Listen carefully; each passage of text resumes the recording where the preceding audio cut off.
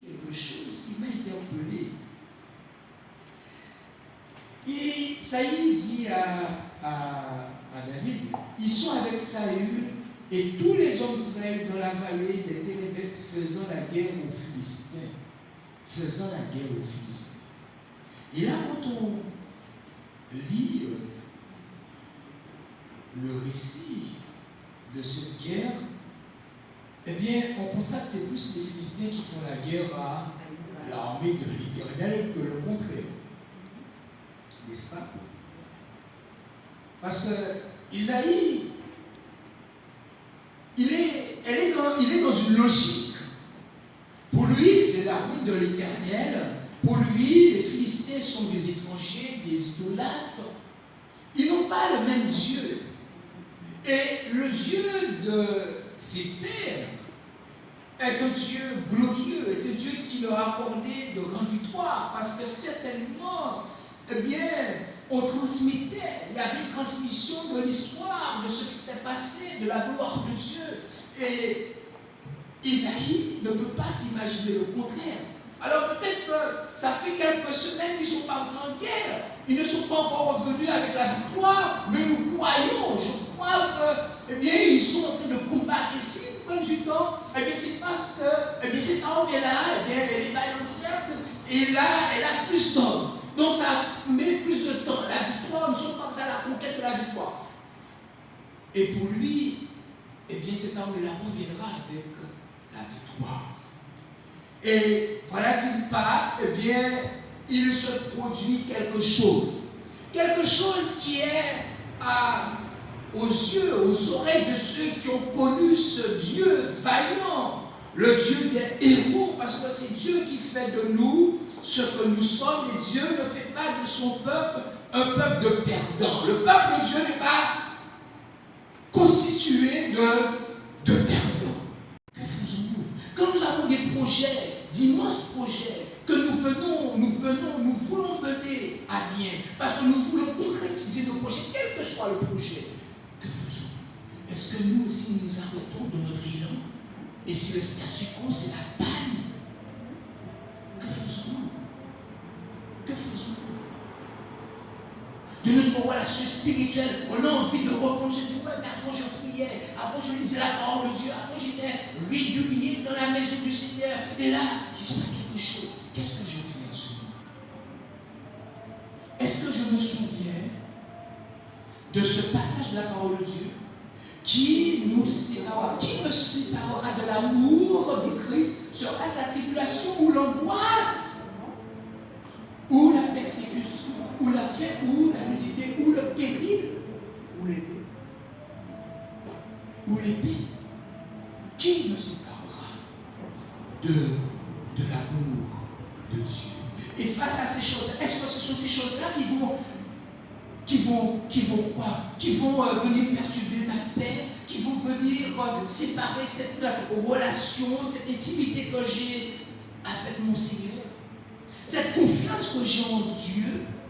Cette confiance que Dieu agira, Dieu fera, et que Dieu est dans l'affaire. Amen. Que va-t-il se passer, que se passe-t-il? Amen.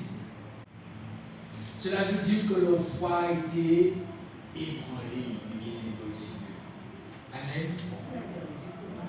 Vous savez, il y a une chose qu'on oublie. L'affliction révèle la valeur de notre foi.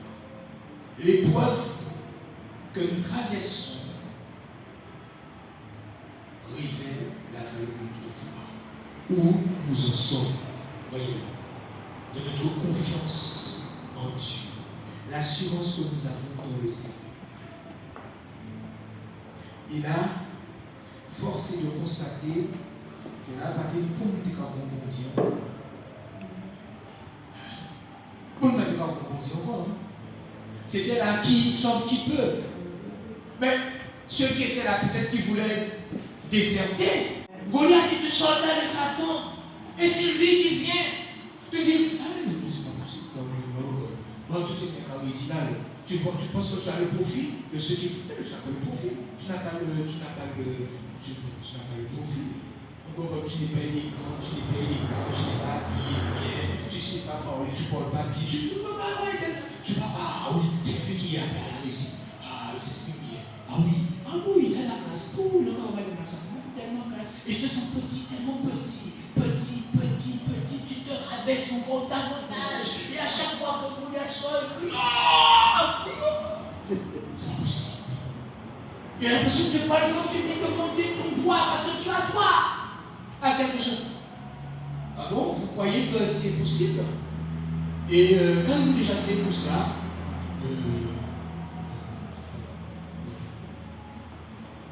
excusez-moi, tout le monde, je pense que je vais revenir. Alors, c'est pas possible. On t'a regardé avec l'idée. Tu passes un entretien, tu vas demander quelque chose. On te regarde.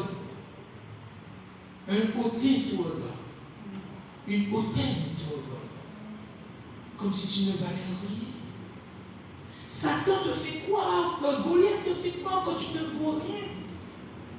Et que se passe-t-il? Tu acceptes que tu ne vaux rien. Tu es une mémoire. Tu te dévalorises.